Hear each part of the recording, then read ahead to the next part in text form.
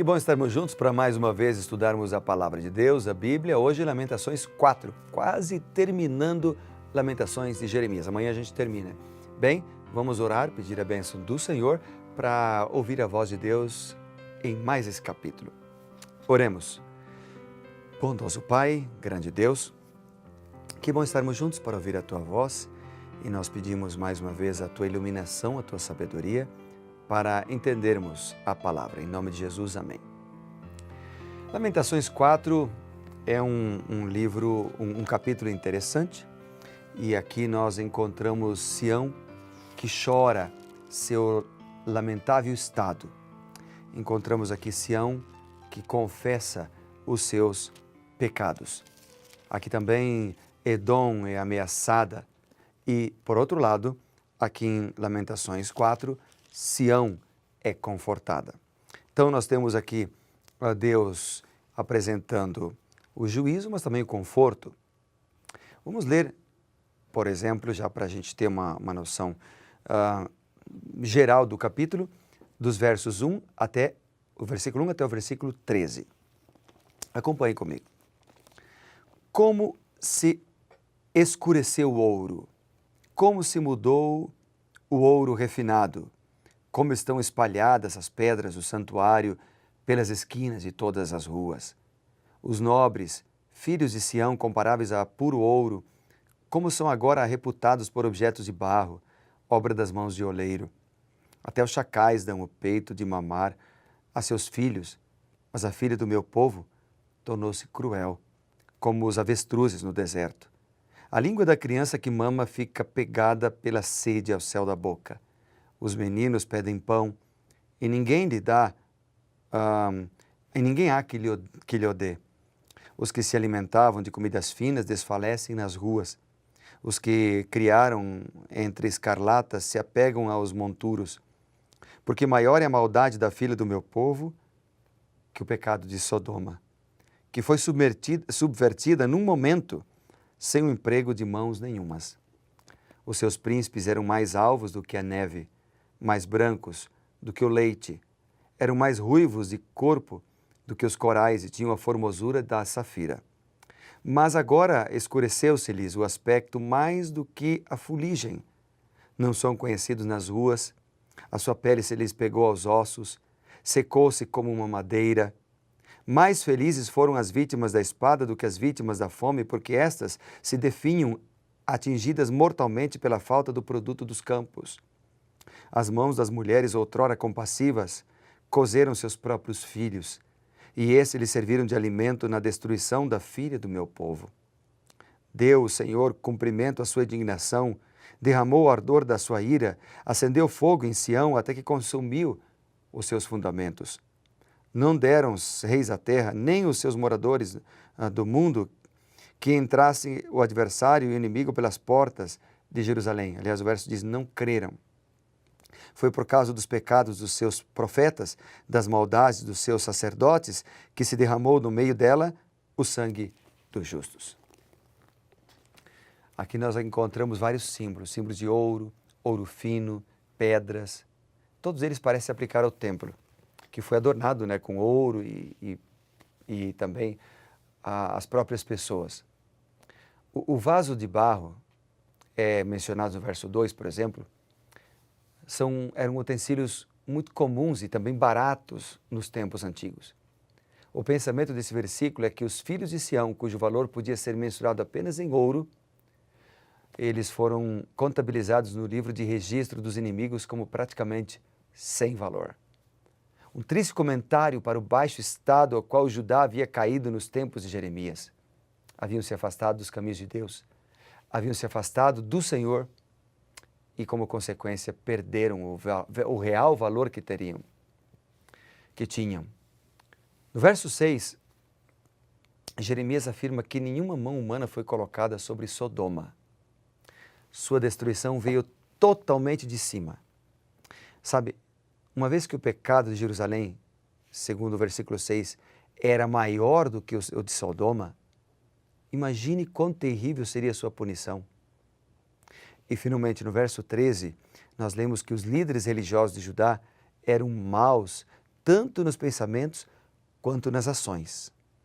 E o fato dos sacerdotes e falsos profetas, especialmente falsos profetas, terem clamado pela vida de Jeremias, indica que eles tinham uma grande parcela de responsabilidade pela morte também de pessoas justas. Vamos lá então ao verso 12. Eu quero voltar ao versículo e ler ele novamente. Diz assim: não creram os reis da terra, nem todos os moradores do mundo, que entrasse o adversário e o inimigo pelas portas de Jerusalém. Bem, ele retrata uma situação muito comum em nossos dias.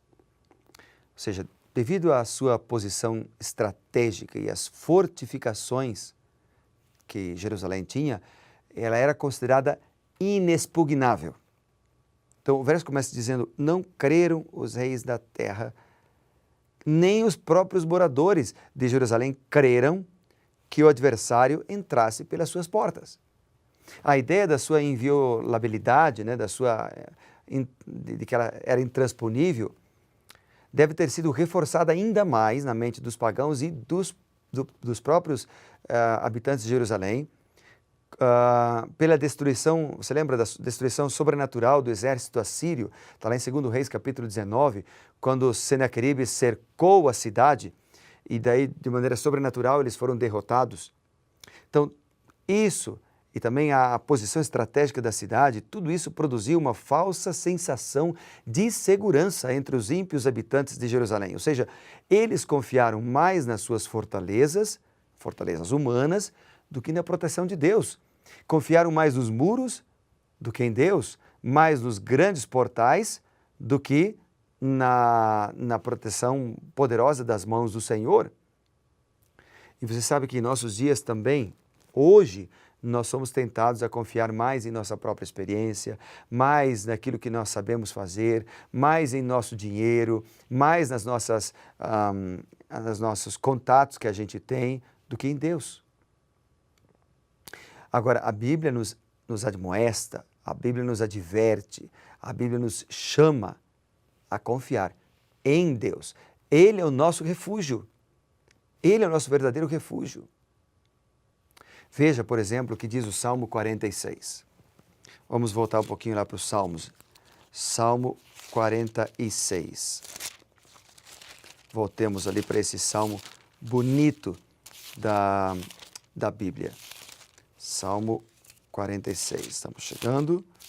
Aqui está o capítulo. Diz assim: Deus é o nosso refúgio. Deus é a nossa fortaleza, socorro bem presente nas tribulações. Portanto, não temeremos, ainda que a terra se transtorne e os montes se abalem nos seios dos mares.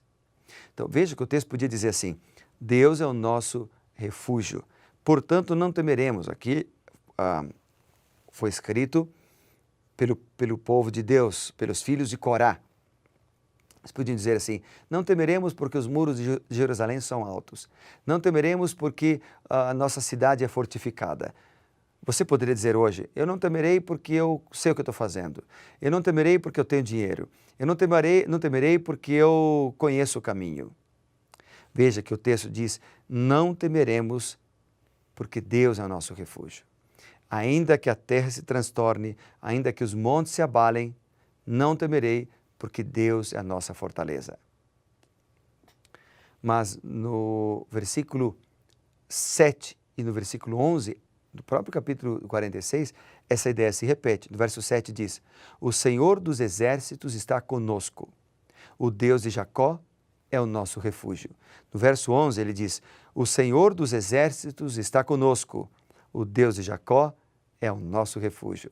E se a gente for lá para o capítulo 62, Salmo 62, o verso 8 diz assim: confiai nele, ou seja, confiai em Deus. Vamos pegar o verso 7 para pegar o contexto. De Deus depende a minha salvação, de Deus depende a minha glória. Estão em Deus a minha forte rocha e o meu refúgio. Uau!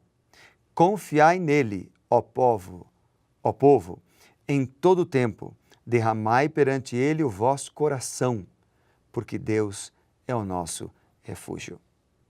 Então, Jerusalém não era refúgio para o povo, não era refúgio seguro. O refúgio seguro estava em confiar em Deus.